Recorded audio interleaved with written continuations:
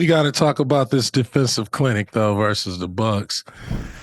Now, I say you've been balling, bro. You really been balling. Giannis shot 31%, his lowest field goal he had in over 2 years. You know what, bro? You are holding. Hold on, bro. Hold on. Let me give you your flowers. I ain't used to getting flowers, BD. Let me tell you used to that. Yeah, let me tell you what you're doing right now. Draymond Green, you are holding all-star opponents to 42% field goals, 26% three-point field goal percentage this season. Wow, that's atrocious. So you doing your thing. You know what I mean? That, brother. Like you get into the money. You back to Draymond Green. Even Steve Kerr said, you one of the greatest defensive minds and greatest defensive players that he's ever witnessed. Being, an elder statement in the league, a super vet in the league, right? To be able to come into this season and y'all been churning. Y'all been chopping wood, right? Y'all been hella mediocre. I've been hella mediocre. Hella mediocre, but good, right? And now that y'all starting to turn the corner, people starting to recognize, oh, Dray been doing this shit all year, right? I've been saying it because that's my goal for you, bro. We got to get Defensive Player of the Year. We got to turn up some offense. We got to get some more rebounds. And, looking at that game against the Bucks, just the way you came out and play against the superstars of this league, that's what we want to see. No doubt, bro. That challenge. We need more. We need more of that. You know what? We need way more of that. That's what makes the league great. Are people stepping up for these challenges? What is this superstar going to do against this defensive dude? What are these two superstars going to do when they putting their best defensive player on and you run into the fade? I think I gotta give you your kudos, man. That, bro. Coming down the stretch of the season, you got my vote for Defensive Player of the Year. And everybody needs to pay attention to it. Go check the facts. That part. 42%, 26% from three, and you talking about all-stars. The guys. We ain't talking about somebody getting lucky. Like a Dylan Brooks. Just kidding. I love Dylan Brooks. That's my dog. Hey, I told Dylan Brooks he can be he needs to channel a little bit what you doing. But like nobody is like the surprise guys are surprise guys. But when it's the superstars, I say a lot. Absolutely. I think, for a guy like myself, when you had the opportunity to face some superstars, like that's what it's about, right? Like that's the one. 82 games over the course of an 82-game season, to think that every night you're going to be like, oh, I got this. That's my matchup. At this point in the career, it's not quite realistic. As much as you try to push yourself to get as close to that as possible, but it's not really that realistic. But when you get the stars lined up, like you looking at that schedule, and you're like, oh, I got him tonight. Oh, I got him tonight. I'm ready to go. And when I came in the league, BD, that's what you had to build yourself up on, right? Like playing against the Blake Griffins, the LaMarcus Aldridges, the Zebos. Like when those matchups came around, you had to be ready to go or you were going to get embarrassed. And so, I still kind of embody that. Like when you got the stars coming in town, you got to be ready to go. You got to, like that's when you really test who you are. You know what I'm saying? Like, yeah, you can be good defensively all season, and that's great.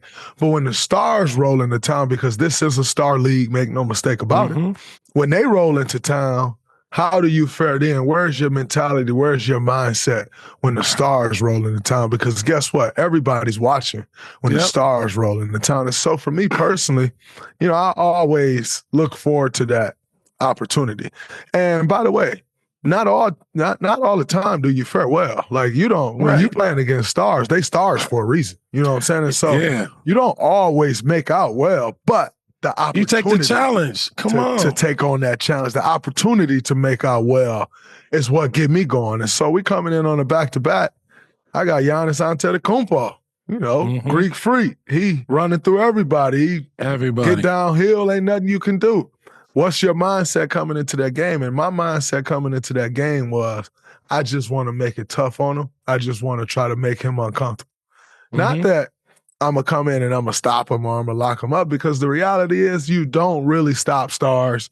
You don't really lock stars up, right? They're going to shoot the ball as many times as they want, right? So they're usually going to get their numbers, but how hard can I make it on them? That's always my mindset. It's never like I'm about to lock this dude down. Not really a realistic feat, but I'm about to make it real hard on him tonight, and he going to know it's hard. It's hard. Everything he do, it got to be hard. So that's always my mindset when I'm facing the stars. And, against Giannis the other day, I saw he shot 31%, which was his lowest field goal percentage in over 2 years. Felt great about that because, as you know, BD, coming in on a back-to-back, it's a little different beast. You know what I'm saying? It's way different. Yeah, they've been sitting in the hotel watching us play last night. So you coming in on that back-to-back, legs feeling a little different. I will tell you something I did the other day. I saw KG maybe a couple months ago. He was talking about what he started doing on back-to-backs. As he got further in his career, he like, I started doing something on back-to-backs. It changed everything for me. So the other day after we played Denver, I'm like, man, KG said he was doing this. KG, one of the legends, as we know. I'm going to try it. And so I took a page out of KG book and I tried it. Bro, when I went into that back-to-back game, my legs, I felt like I didn't play that night before. I went into that game. Bro, I was picking up Giannis full court. I don't pick up full court on a regular night. I went into that game, bro. My legs felt out of this world. I was like, I feel like I didn't play a game the other night. So let me take advantage of that. And, man, so I went in with the mindset. It was great to have a successful night like that against two-time MVP, one of the greats in our game. So I was locked in, and I needed that. You know what I'm saying? I wanted that. I wanted that matchup. It's a challenge. Yeah. Over the last 5 years, 6 years, me and Giannis haven't played against each other a ton. Either he was hurt or I was hurt, so we haven't played against each other a ton over the last 5, 6 years. And so anytime I get the opportunity to play against the greats, man, I love those matchups. Yeah. When I played, and I can't believe this, I led the league in steals twice and never made defensive player. No defensive team. That's crazy. That is crazy. That's crazy. That is crazy. And on top of that, every time I stepped on the court, if I saw Kobe, I'm running over there. If I saw Jordan, I'm running to the fade. If I saw Iverson, I'm running to the fade, right? Anybody who was somebody, I think, for me, because I pride myself on defense. And I don't think a lot of people knew or remember that, but I pride myself on defense. And when you guarding McGrady's, D Wade's, Jason Kidd's, Steve Nash's, Tony Parker, every night. God. You got to be like, okay, what's happening? What is it going to be? And on a light night, you get Derek Fisher, who will give you 20 if you blink an crazy. Crazy. It really, or you got Mo Williams. That ain't no off night because Mo Williams going to run it up on you. Absolutely. Mo will give you 30 got Mike Bibby. That ain't no off night. It ain't no, bro, you ain't no off nights. It ain't no off nights. Right? You roll the wrong way, you got Big Shot over there. Yeah, God, and then you got Chauncey, and then you got Chauncey over there. Then you got Brandon Roy, over there in Portland. So, for me, it was always like, I ain't gonna be able to stop these dudes, but I'm gonna try to. And Absolutely. I wanted to ask you, like, when I used to think about it, it's really great offense beat great defense 100 times. Absolutely.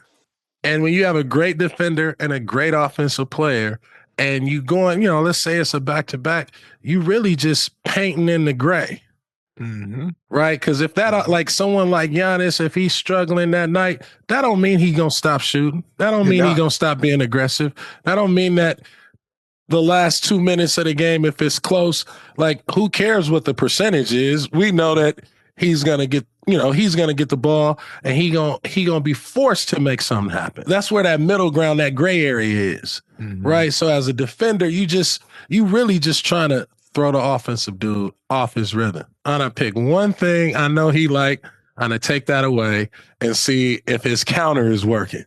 Yep. But if an offensive dude get going, ain't nothing you can do. It's nothing you can do.